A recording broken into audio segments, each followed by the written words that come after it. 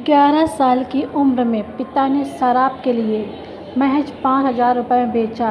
कुछ साल में 3 बेटियां हुई। खरीदार ने घर से निकाला।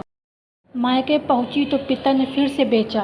दूसरे खरीदार से 2 बेटे हुए, दोनों जिंदा नहीं रहे। फिर इस खरीदार ने मार पीट कर घर से निकाल दिया। इसके बाद एक तीसरा व्यक्ति साथ ले गया। उससे बेटे का जन्म हुआ।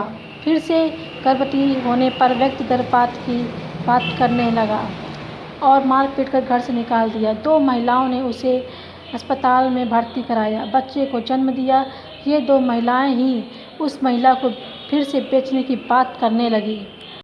अत्याचार की ये कहानी उस महिला की है जो 11 से 28 साल की उम्र तक कई बार बेची गई। इस दौरान अलग अलग पुरुषों के साथ कुछ समय तक रही और 7 बच्चों को जन्म दिया।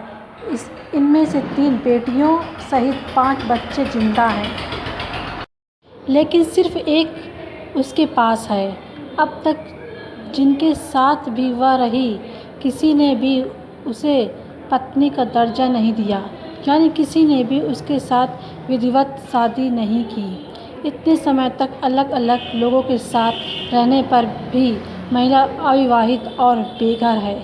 इतना सब सहने के बाद उसने कभी भी पुलिस की शिकायत नहीं की, ना ही कोई कानूनी मदद ली। समाचार पत्र दैनिक जागरण की खबर के अनुसार ये मामला मध्य प्रदेश के मंदसौर का है।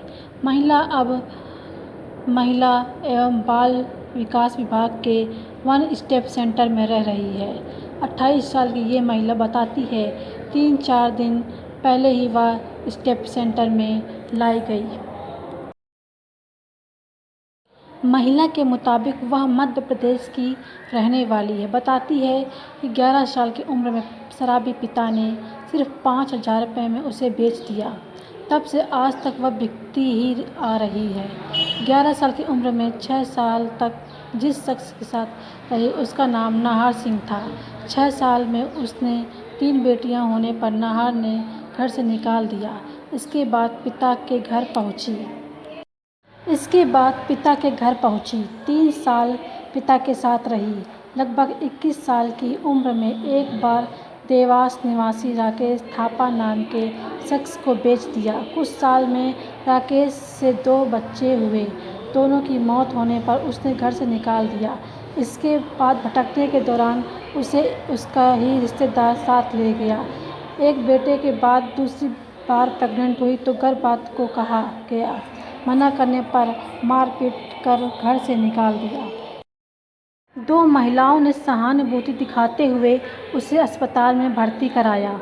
यहाँ कुछ ही दिन में उसने एक और बेटे को जन्म दिया। ये महिला का अब तक का 7वां बच्चा था। जिन 2 महिलाओं ने उसे अस्पताल में भर्ती कराया था, वही उसे फिर से बेचने की बात करने लगी।